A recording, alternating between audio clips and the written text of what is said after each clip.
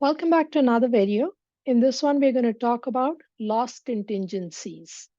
Contingency means it's not yet happened, but let's take a look at the accounting situation.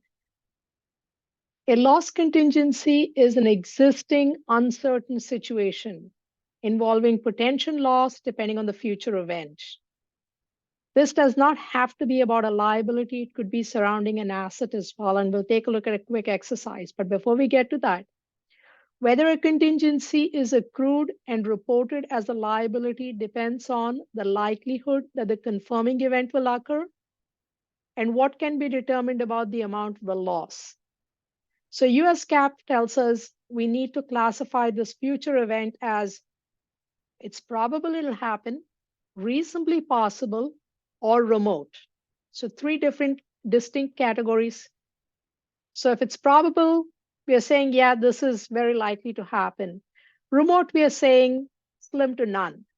Reasonably possible is somewhere in between. So we are obviously concerned with this first category. And the reason we are concerned with that is the accounting treatment.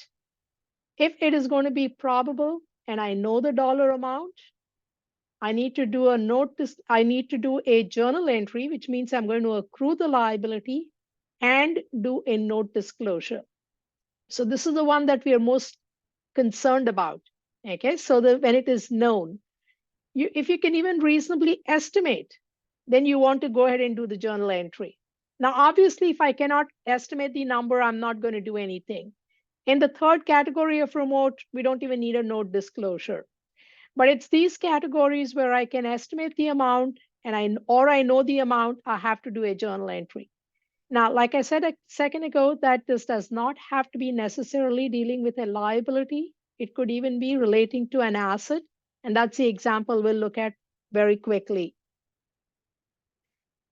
So here we're looking at accounts receivable. Accounts receivable is an asset. And how do we acquire this asset in our books? It's basically when you have a credit sale.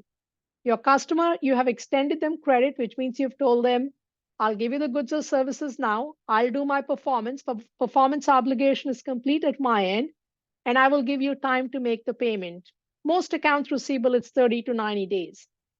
But the inherent business risk of a credit transaction is that I will not get paid.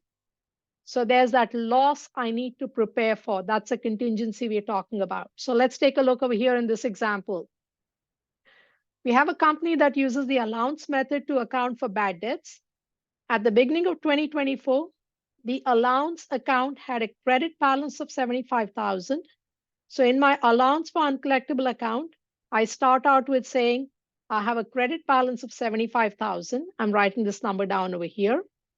Credit sales for the year totaled $2.4 million. And at the end of the year, I have accounts receivable of $490,000. So the partial balance sheet at the end of the year, my accounts receivable, I'm saying I have $490,000. So let's continue reading now. During the year, 73,000 of those accounts receivable, we decided that they're not collectible, which means I need to write that off. Our fiscal year end is December 31st. We anticipate 3% of all credit sales to ultimately become uncollectible. So remember that what we looked at in the slide? Do I know or can I estimate? It's not a known amount, but I can reasonably estimate that 3% of my 2.4 million, I'm not going to get that money. So the first question asked is, does the situation describe a loss contingency? And the answer is yes. It's probable. I'm saying 3%. I anticipate. I know what the amount is. I need to do the journal entry. So I need to do the accrual entry. So before I do the accrual entry, let's first see how we are going to, the method is percentage of sales. So the journal entry is straightforward. Bad debt expense debit, allowance for uncollectible account credit. 3% of $2.4 million is the amount that I say is not going to be collected. So 3% of 2.4 million is 72,000. Journal entry is bad debt expense debit, allowance for uncollectible account credit. So my allowance for uncollectible account, this number, the amount that I credited, I bring it into my T account here. I'm also told that 73,000 is written off. I'm taking it off my books and saying, I'm not getting this money. So whenever it happened during the year, my journal entry would have been allowance for uncollectible account debit and accounts receivable credit. I'm taking the receivable off my books without getting cash. Because I'm taking the receivable off my books, I also need to take this allowance for uncollectible. It's a contra asset account. It exists in relationship with this account. I had created it in order to prepare for that loss. That was my loss contingency. That is $73,000. So my journal entry here is for $73,000. Again, allowance for uncollectible account is debited 73. So I put that on the debit side. I posted to the debit side for allowance for uncollectible account. I've done my journal entries relating to these accounts receivable. One was preparing for the contingency that I may not get it. And then here actually taking it off my books when I know I'm not getting this, this receivable is bad, I'm taking it off my books. At the end of the year, I need to find the balance in my allowance for uncollectible account. So I add up the two sides first and then write down the difference between the two totals on the side that's larger. So I have a credit balance of 74,000 in my allowance for uncollectible account. Again, remember this is a contra asset account.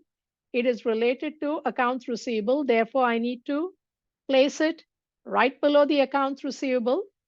So it's going to be accounts receivable less allowance for uncollectible accounts. We decided that number is 74,000. Therefore, in my balance sheet, my accounts receivable, the final number that I present, I'm saying I'm confident of collecting $416,000 from my customers. Okay, so again, it's a loss contingency. The bad debt expense is 72,000, 3% of $2.4 million. We have done the journal entry to record the contingency. That was the journal entry, the first one that we did. And then the fourth question asked was, what's the net receivable amount? And we have that over here. The net receivable amount is $416,000. Once again, contingencies, loss contingencies may involve an asset as well. Okay, so it could involve an asset or a liability. What we are concerned with is, going back to that PowerPoint slide, what we're concerned with is, do I know? Let's go back to the previous slide. The likelihood that the confirming event will occur. The confirming event we were worried about is that my customer will not pay me. And can I determine the amount of the loss? And the answer was yes to that. Since the answer was yes to both of these, and I know the amount, I have to do a journal entry, which is what we just did in the exercise.